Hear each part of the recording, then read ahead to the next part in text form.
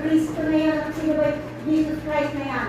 Ating pong alamin ang Yahweh na sa pamamagitan ng pagbabasa ng ating asitur na si Apostol ng Mero. Magandang kalimutan po sa ating lahat. Kami po ay nagagalak sa mga bata sa pagparito. Hindi po lahat ng naparito ay sa kagalingan lang po. At hindi ang lahat ng kumapit ay dahil sila ito rin. Kami ba rin ay dahil sa pagsubok at sinubok upang kumapit sa katotohanan. Ako po ay kumapit sa katotohanan dahil ako'y sinubok. Nung ako po ay makaramdam ng ibang pakiramdam ang subukin ng mahigit. Doon po ako tunay na nanalo. Na isang gabi po ay naroon po ako sa tahanan ng ating mga Indos, magulang na kabiyak. At doon po ay sinubok ako ng mahigit. Na naramdaman ko ng lahat ng paligid ko ay may mga nakarinig. Nasa ang pagkakalam natin sa bawat sa atin na tinuro sa atin, pag ikay may ribulto ay mariligtas ka. Ngunit ito po yung isang malaking kasinungalingan. Sapagkat nung ako po ay sinubok, ang ginawa ko ay tumakbo po ako doon sa may ribulto. Ngunit iba po ang nangyari mga kapatid. Lalo kong tumindi ang aking naramdaman. Na hindi ko na sabi sa sarili ko ay naliyak. Sa banda ko na po na ito. Ako po'y nakatalong ko sa isang uwan at naliyak na hindi ko malaman kung anong gagawin. Ngunit salamat na lamang. At nariyan ang ating mga kapatid, ang ating namangyuhan sa kalita ng mga sa kalita. At ang ating mga kapatid na siyang mabaral ng sa kalita na siyang nakipaglaban para sa atin. Isa po ang natin pagkapit sa katotohanan ay ang kagalingan na ako pinagsusukan ng dugo. Ako po ay maraming sakit. Ako po ay may tamang itupa. At may gallstone po ako, multiple gallstone po ako sa aking natin. Ngunit ito sa inyong pag ikay hindi kumapit at ikaw ang pagalingan lamang po ang iyong hihingin, ito po ay pansamantala lamang. Ito ay pansamantala lamang, hindi ko mawawala. Ito po ay maliligsan. Sapagkat kung ito po ay nung nais na mawala, ay ito po ay ang tunay na pagkapit sa ating mga sakalakan. Nung ako po ay umapit ng tunay, inilaan ko ang aking sarili sa ating mga liwanag sa kalita natin mga mga sa kalita. Doon ko ba nakuha ang tunay na kagalingan. Nasa ating pagpapatuloy ay isang karagdagan ng buhay. Akin ko'y pinahagi ang aking sarili sapagkat ang aking babasahin ay may pagkakakilig. Ang aking ko'y babahagi sa inyo ay ang pinangalan ng Yahweh. Siya po ay si Magdirik Miguel. Siya po ay nagbahagi noong ka-12 ng Hulyo, 2020. Magandang kaliwanagan. Ako rin ay magpapakilala. Ako ay isang nagdirigma. Anghel sa kalangitan. Magdirik Miguel. Pinangalan. Nung ako'y nabubuhay, ako'y isang nagdirigma at naglalakbay kung saan lugar. Na nakikiligma, ngunit ako'y pumawas ng noon at ako'y napakasama at kahit ito'y pasti ay walang awang ang pinakas niya. At isang digmaan ang siyang naganap noon, ako'y nawalan ng malay. Ako'y natakot sa aking nasilayan noon. Na napakadilim at napakalimit. Hindi ko alam kung saan ako paparoon. Hindi ko alam. Ngunit napakaraming humihingi ng tulong. Napakarami nila at napakainit sa lugar na yan. Nakita ko doon ang humihingi ng tulong at napakadilim. At mga naglalakihan naglalakihan na mayroong mga sulat naramdaman ko ito. Naglalakihan. At napakadilim, talaga kung napakadilim ang tingin ko sa akin kapaligiran doon. Naglalakihan na mayroong mga sugal at ako'y hinihila. Hinila ngunit isang liwanag aking nakita at ito'y aking sinundan. Ito'y isang liwanag na napakaliit at papalaki ng papalaki. At ito'y napakagandang liwanag. Napakaganda ang liwanag na aking nasilayan. Ang liwanag na napakaliwanag. Ako'y napaluhod. Hindi ko alam, kapatid, ang aking naramdaman. Ang liwanag, ang kanyang tinuran ay aking kapatid. Kung sa kabutihan na lamang ang iyong paglaban, yaon ang kanyang tinuran. Ako'y lumuluha ng lumuluha. At ang sabi, ika'y bibigyan ng misyon at ika'y mayroong tungkulin, kapatid. Ako'y muling nabuhay kahit hindi ko na nangyayos ang siyang nakikita. Ako na lamang ay umalis at nanirahan sa isang bundok ng isang gabi na may liwanag na aking nasilayan. Ang isang liwanag na iyon ay isang libro ang aking nasilayan. Ito'y isang libro na napakaliwanag at aking itong kinuha. Napakaganda ng nakalathala. Kaya ako'y nangaral at ako'y naglakbay sa iba't ibang bayan at nangaral ng nangaral. Nung ako'y nawalan ng malay, ang aking edad ay 45. Napakabuti ng Ama sa Langit. Aking pagkatanda na aking nasilayan ng libro ay taon ito ay buwan ng Hulyo, 22. Aking nakita ang libro sa labas ng aking tahanan. Ang liwanag na nagpakita at isang libro ang aking tinanggap. At ako'y nangaral. Nangaral sa iba't ibang bayan. At ang bayan na iyon ay napakaraming laki. Ngunit napakaraming ng uri at hindi naniniwala. At ako rin ay nangaral sa bayan ng Bethlehem. Ang mga nangunguri ay hindi ko pinansin, kapatid, sapagkat ang maniniwala ay maniniwala at siyang maliligtas. Ngunit sa bayan na iyon ay hindi ko lubos kalain, sapagkat sa bayan na iyon ay pinalitan ang aking ngalan at ako'y sinamba. At isang ngalan sa aking ngalan, Yahweh na ngalan, at sinamba sapagkat akin lamang nakita at aking nakita ang dilim at ang liwanag. Ngunit kanilang sinasambit at sinabi, siya ang ating tagapagligtas. Purihin ang Yahweh, Yahweh na ngalan, sapagkat alam niya ang dilim at ang liwanag. Ang Yahweh na ngalan ay kanilang sinambang yun, ngunit yaon ay hindi kumalan, sapagkat isang taong aking naging kaibigan, ang siyang nagpangalan. At aking pangpagkakatanda, na ako'y kanilang pinangalanan ng Yahweh, na ngalan at ito'y buwan ng Disyembre, 25. At yaon ay aking din kaarawan. Kasi kaarawan ko sila ng Angel Jehovah sa kanila. Kaibigan ko lamang ang nagpangalan sa aking kanyang ipinakilala.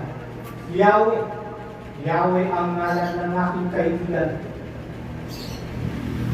Yahweh ang kanyang sinangkin. Kaya Yahweh ay kanilang sinamba.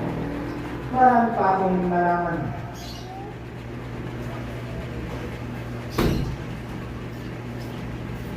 Marami pa kayong malalaman. Marami pa kayong ngalan at malalaman na sinasamba ng iba't ibang lugar. Ako'y patawarin ng napakabuti ng Ama sa langit, sapagkat ako'y kanyang pinatawad. Ang libro na isa sa buhay, maaari ko bang mayakap, sapagkat napakahalagang libro yan at napakahalaga ang libro nito. Ang ngalan namin noon na siyang mga nangaral ay kanilang sinamba. Maraming salamat sa Ama sa langit.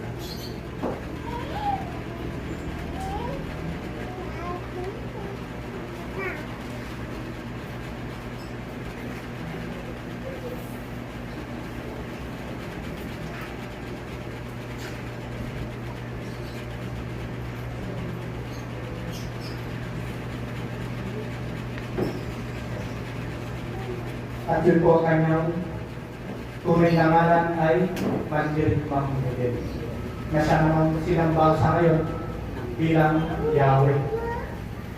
Sino po ba sumasamba sa Yahweh? Ito po yung mga El Shaddai. At akin po ibabahagi kung sino po ba ang gumawa ng ngalang Yahweh. Siya po ay pumanaw noong ika-18 ng Hunyo, 2022. Yahweh ang gumawa ng pangalang Yahweh na sinasamba ang Diyos ngayon. Isang magandang kaliwanagan sa inyong lahat. Ang magpakatatag, ang pagkapit na siyang tunay na tinuran, ang lakas, ang tibay ng pananalig sa masarami. Kagaya rin ninyo, ako ay siyang nangaral. Ngunit papalag kayo aking mga kapatid, sapagkat sa bawat pangaral na ibinabahagi mo sa iyong kapatid ay siyang tunay at katotohanan. Hindi kagaya nung ako'y nangaral, mali pala ang aking pinapangaral.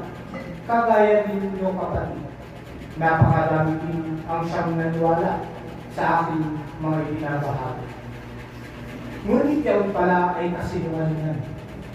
Ako'y nagsulat noon na siyang malaking katanungan na ako rin ang siyang nagbibigay ng kasagutan. Napakaraming aking mga tinanong na mga mortal noon. Sino ang naglikha ng mga mortal? Sino ang naglikha ng araw, ng mga bituin, ng mundo? Yaon na ang napakalaking katanungan sa aking kaisipan noon, kapatid. Yaon na ang napakalaking katanungan sa aking kaisipan noon, kapatid, na sa bawat kasagutan na siyang aking natatanggap, kanilang tinuturan na yaon ay likha ng kanilang sinamba. Ngunit hindi ako'y hindi naniniwala, kapatid. Ako'y naghanap pa ng kasagutan. Sa bawat sagot na siyang aking natatanggap ay aking isinusulat hanggat isang araw na pag-isipan ko ay sulat ang mga salita sa aking isipan, sapagkat mga kapatid, ang bawat mortal ay hindi sumasamba sa kalangkan. Kanilang sinasamba ang kanilang pinaniniwalaan na siyang gumagawa ng milagro tulad ngayon dito ba? Marami silang nilulutok ng mga santo sapagkat nagbibigay daw ng milagro na ito na may walang katotohanan. Himala, kapatid. Ito na kanilang sinasamba. Mayroong inaalay na buhay. Tinatanong ko ang aking sarili, paano matuloy ang lugar? Kung inaalay ko na buhay, ano kung tawag sa ating ngayon? Ito po'y tinatawag na kulto, po ba? Kasabi din na ito sa atin, ngunit tayo po ba ay may iniaalay na buhay? May kinikitin ba po ba tayong buhay? Wala naman po, diba? Ang ginagawa natin ay buhay ng isang malapit ng mga namamatay. bigyan ng kasagutan ng kanilang katanungan at liwanag ang kanilang buhay. Po ba? Ating ibinabalik ang kanilang buhay, hindi po natin pinipitin. Aking kapatid, kayo'y napakabanat sapagkat sa bawat katanungan ay may katotohanan at kasagutan. Sabi nga ng aking kabiyak, ikay magpatuloy lamang.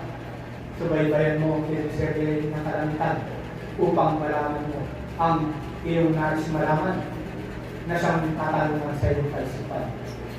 Ang lahat ng katanungan ay may kasagutan at ito ay nagmumula sa libro ng katotohanan na isasagutan na nagmula sa ating mga kalamitan, nagmula sa ating mga liwanag sa kalamitan at ang Diyos sa kanila. Ang akala ko noon ay tama ang kasagutan ng aking binibitawan, ngunit yan pala ay mali. Tinanong ko ang aking sarili kapatid, kung mayroon nga bang lumikha, tulad ko natin ang tutubag. Nung hindi pa ito natin nakikita ang katotohanan at hindi pa natin nalalaman ang katotohanan, ito'y isa rin naging isang malaking katanungan ng tubag. Kung mayroon ba tubag ng tunay na lumikha. Ngunit dito po sa ating pagkapit, dito po sa aming natatpuan katotohanan, na yun rin pong natatpuan katotohanan, dito po ay ibinahagi na tunay po na may siyang may lumikha sa atin at tunay din po na siya may pangalan. At hindi po magkakaiba ang kanyang pangalan. Nag-iisa lamang po. At siya ang ating namang liwanag sa kalangitan. Bakit hindi naririnig ang kanyang boses? Bakit hindi nasisilayan ng mga mortal? Bakit hindi siya ang sinasamba? Kaya isinulat ko kung may lumikha sa lahat, kailangan na mayroon ng pangalan upang siyang malaman ng lahat. Ako'y nag-isip ng pangalan mo ng kapatid. Nais niyo bang malaman? Nais niyo bang malaman ng kapatid? Yaon ang naisipan kong ngalan. Sinulat ko kapatid na siya ang lumikha ng lahat, na siya ang karapat-dapat na sambahin, ngunit yaon pala ay mali. Napakarami ang naniwala kapatid. Napakarami hanggat ito na ay sinamba. Yahweh kapatid. Yahweh, isang manipis na libro ang aking sinulatan. Yaon ay binigay ko sa karamihan. Paulit-ulit na ibinabahagi hanggat napakarami ang siyang naniniwala, hanggat mayroong nang nag-aray ng butas, mga pagkain, hanggat sa iba ang sinasamba ng mga tao na noon, siyang tunay na sila'y nakatingin sa itaas. Yahweh na nga ng kapatid ang kanilang tinuturan, ngunit paumanhin, Yahweh ay kayo. Napakarami ang siyang nagtatanong sa akin, saan nang galing ng iyong kaalaman? Ang lumikha ba ay iyong nakausap? Siya ba ay iyong nasilayan? Ngunit ang mga katanungan niyon ay hindi ko sinagot. Ako'y tinawag noon na propeta kapatid. Paunahin kapatid, ngunit ako'y muling babalik. Natulad sa atin ngayon na nangyayari ay napakaraming nganad at napakaraming relihiyon ang siyang lumalabas. Napag ikay nagbabahagi ng katotohanan ng sinasabi ng bawat isa, may kanya-kanya po tayong paniniwala, may kanya-kanya po tayong tinatawag. Na bakit naman po kailangan bakit magkanya-kanya? Kung iisa na lamang naman po dapat ang siyang ating sasawarin. Bakit po ba mayroon napakaraming religion ngayon? Sapagkat magkakaiba po ng paniniwala. Magkakaiba po tayo ng pangunawa. na sa kanilang isang librong ibinabahagi ay nagkaroon ng maraming version ng kanilang pagkakaintindi na kaya napakarami. Sa isang born again na lamang po, ilan po ang born again na siyang sinisilang dahil po magkakaiba po na kanilang pag-unawa ito po.